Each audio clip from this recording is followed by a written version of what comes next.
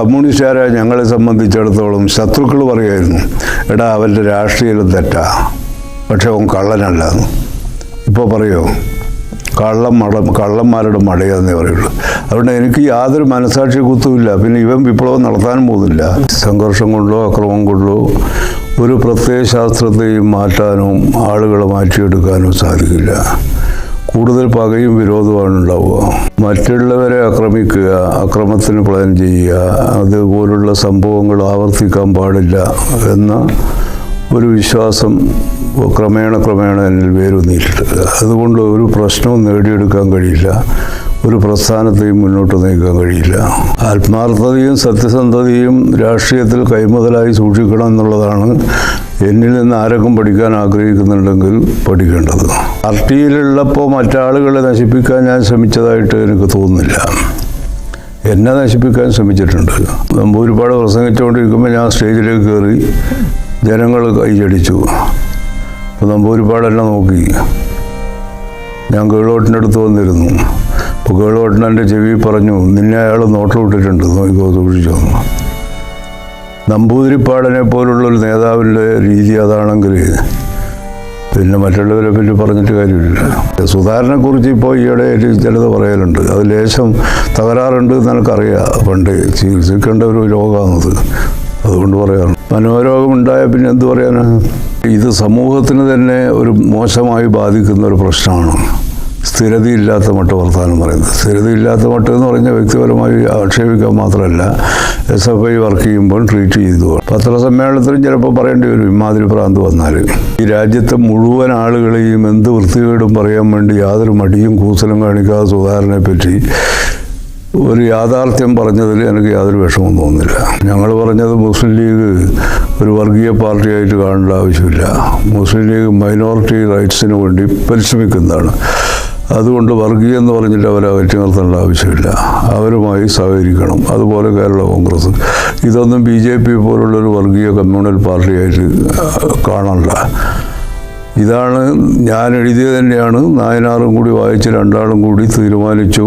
എന്നിട്ടാണ് ശിവദാസ മേനോനും ദക്ഷിണാമൂർത്തിയും ചക്രവാണിയും പാട്ടിൻ രാജനും CP മൂസാൻകുട്ടിയും അതുപോലുള്ള ആൾ ഒപ്പിട്ടിട്ട് കൊടുത്തത്. പാർട്ടി കോൺഗ്രസ് സ്റ്റേറ്റ് സമ്മേളനത്തിൻ്റെ തലേ ദിവസം ചേർന്ന സെക്രട്ടേറിയറ്റ് മീറ്റിങ്ങിൽ നമ്പൂരിപ്പാടിനോട് ഞാൻ ചോദിച്ചു, ഇതെന്താ ചർച്ച ചെയ്യാത്തതെന്ന്. നാളത്തെ സമ്മേളനത്തിൽ ചർച്ച ചെയ്യുക എന്ന് പറഞ്ഞു. പിന്നെ ബദലിലേക്ക് എഴുതിയതൊരു കുറ്റമാണെന്ന് വ്യാഖ്യാനിക്കുകയും ഗ്രൂപ്പ് പ്രവർത്തനം നടത്തിയെന്ന് വ്യാഖ്യാനിക്കുകയും പാർട്ടിയിൽ ഒറ്റപ്പെട്ടിട്ടുള്ള അച്യുതാനന്ദനും നമ്പൂതിരിപ്പാടും യോജിച്ചുകൊണ്ട് നമ്മളെ ബോധപൂർവം കുറേ ആളുകളെ കളയാൻ, ആ കളയുന്നതിൽ ധൈര്യമായിട്ടിരുന്ന കുറച്ചാളേ ഉണ്ടാവുള്ളൂ. രാഷ്ട്രീയത്തിൽ അവസരവാദം എല്ലാ കാലത്തുള്ളല്ലോ. നായനാറാണ് നിൽക്കേണ്ടത് പ്രധാനമായിട്ട്. രാഷ്ട്രീയത്തിൽ ഇത്രയേറെ അവസരവാദമുള്ളൊരു ലീഡറെ ഞാൻ കമ്മ്യൂണിസ്റ്റ് പാർട്ടിയിൽ നായനാറെ പോലെ കണ്ടില്ല. സുന്ദരയ്യ പറഞ്ഞത് പാർട്ടി സെക്രട്ടറിയായിട്ട് MP രാഘവനെ വെക്കണമെന്ന്. പാർട്ടി നേതൃത്വമല്ല, അത് ഈ നമ്പൂതിരിപ്പാട് പ്രാക്ടിക്കൽ എക്സ്പീരിയൻസ് കുറവ്. അയാൾ കുറേ തിയറി എഴുതിയത്, ആ തിയറി എൻ്റെ വാലും നിലയില്ലാതെ തിയറിയാണ്. ഞാൻ നമ്പൂതിരിപ്പാടിൽ അത്ര ബുദ്ധിയുള്ളതുകൊണ്ട് പറയാം. നമ്പൂതിരിപ്പാട് കുറേ ആളുകളെ കൊണ്ട് കളിപ്പിക്കുക, അത് അച്യുതാനന്ദനെ കൊണ്ടോ അതുപോലുള്ള ആളുകളെ കൊണ്ട്. നമ്പൂതിരിപ്പാട് സെൻട്രൽ കമ്മിറ്റിയിലാണ് അവർ ഇവിടെ പറയുന്നത്. സെൻട്രൽ കമ്മിറ്റി വേറൊന്ന് പാസ്സാക്കും, ഇവിടെ വന്നിട്ട് ദേശാമാനിൽ വേറൊന്നെഴുതും. അതുകൊണ്ട് പകബോധം വെച്ചിട്ടൊരു രാഷ്ട്രീയക്കാരനെ കൈകാര്യം ചെയ്താൽ ആ പാർട്ടി തന്നെ അവസാനം നമ്പൂതിരിപ്പാടിൻ്റെ ഗതി എന്തായിരുന്നു? കേരളത്തിൽ നമ്പൂതിരിപ്പാടിന് വോട്ട് കുറഞ്ഞില്ലേ? ഈ അച്യുതാനന്ദൻ തന്നെ അയാളെ പുറത്താക്കുമെന്ന് ഞാൻ പല മീറ്റിങ്ങിലും പറഞ്ഞിട്ടുണ്ട്. EMSനെ എതിർക്കാൻ ഒരു കരുത്തും അച്യുതാനന്ദൻ കാണിച്ചിട്ടില്ല, ഒരു എതിർപ്പും ഉണ്ടായിട്ടില്ല. കഴിയുന്നിടത്തോളം നമ്പൂതിരിപ്പാട് അച്യുതാനന്ദനെ കയ്യിലെടുത്തിട്ടുണ്ട്, അച്യുതാനന്ദൻ നമ്പൂതിരിപ്പാടിനെ കയ്യിലെടുത്തിട്ടുണ്ട്. ഞങ്ങളെല്ലാം പുറത്താക്കാൻ, ഞങ്ങൾ ഇവനെ പുറത്താക്കാനുള്ള ചാൻസ് കിട്ടിയപ്പോൾ അവനെ സഹായിക്കുക ചെയ്തിട്ടുള്ളൂ. ഞാനൊരു മണ്ഡലത്തിലും കാണിച്ചിട്ടില്ല. എനിക്കിപ്പോൾ അങ്ങനെ അധികാരം കിട്ടണം എന്നുള്ളൊരാവശ്യമില്ല. ഞാൻ എനിക്ക് ശരിയാതെന്ന് തോന്നുന്നതിന് വേണ്ടിയിട്ട് ഫൈറ്റ് ചെയ്യാണ് ജീവിതത്തിൽ ഉദ്ദേശിച്ചത്. അല്ലാതെ എനിക്ക് എന്തെങ്കിലും അധികാരമോ സ്ഥാനലബ്ധിയോ കിട്ടാൻ വേണ്ടി ഞാൻ ഫൈറ്റ് ചെയ്തിട്ടില്ല. ഞാൻ അയാളിൽ നിന്ന്, അദ്ദേഹത്തിൽ നിന്ന് യാതൊന്നും പ്രതീക്ഷിച്ചിട്ടില്ല. നമ്പൂതിരിപ്പാടിൽ നിന്ന് വ്യക്തിപരമായ ഒരു മര്യാദക്ക് പെരുമാറാൻ കൂടി തയ്യാറായിട്ടില്ല. അയാൾ തയ്യാറാവുന്നുള്ള വിശ്വാസം എനിക്കില്ല. അതുകൊണ്ട് ഞാനത് സീരിയസ് ആയിട്ട് എടുത്തിട്ടില്ല.